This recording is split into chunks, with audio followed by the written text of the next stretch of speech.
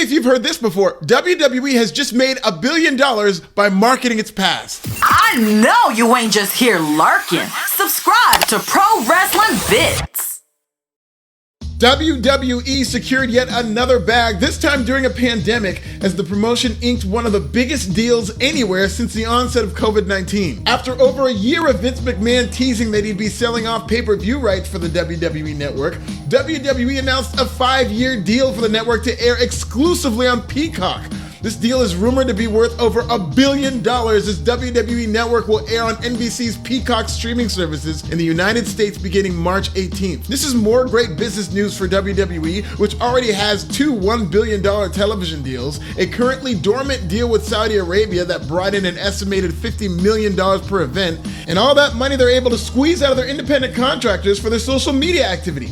But the trend I can't help but notice with WWE's supreme business model, one that has made them record profits despite record low viewership, is that WWE has been able to remain afloat as a viable, publicly traded company due to its past. WWE making another $1 billion is great news, no doubt, but the latest deal only masks more concerning long-term problems that continue to plague its current product. As recently as last month, WWE Raw garnered an all-time low, and when WWE went into panic mode, it broke the emergency glass case and pulled out 1987 as WWE aired a Legends Night broadcast that led to a surge in ratings. And while SmackDown continues to rally around the return of Roman Reigns, its average viewership in 2020 was 2.18 million viewers, down over 40% from the Fox series premiere that drew just under 4 million viewers back in October of 2019. But those 4 million viewers weren't tuning in to see Drew McIntyre or Roman Reigns. The big drawing card on that show was The Rock, and a main event featuring Brock Lesnar. In fact, WWE marketed its move to Fox with commercials featuring the likes of Hulk Hogan, The Undertaker, and Stone Cold Steve Austin. Remember all that Saudi money they were making? The Kingdom of Saudi Arabia wasn't checking for Daniel Bryan or Cesaro.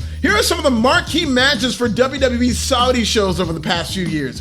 Goldberg versus The Undertaker, Goldberg versus The Fiend, Triple H versus Randy Orton, Triple H versus John Cena, DX versus the Brothers of Destruction. Are you noticing a pattern here? WWE's biggest strength is marketing its past.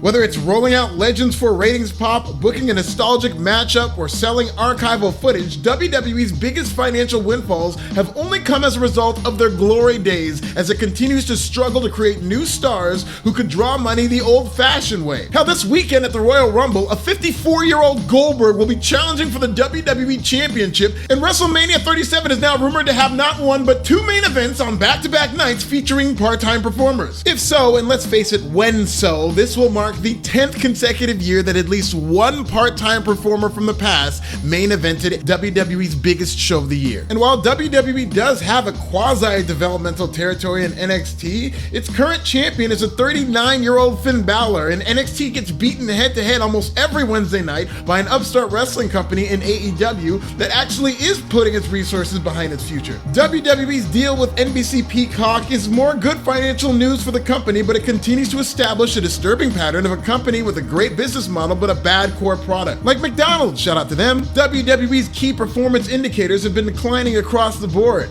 If WWE wants to market this company, and more accurately its past, as part of what has been a successful business model, that's on them. But if it continues to rely on the past at the expense of creating current, money-drawing stars from this generation, WWE will have nobody to turn to when it needs to save its ass with a Legends Night in 20 years.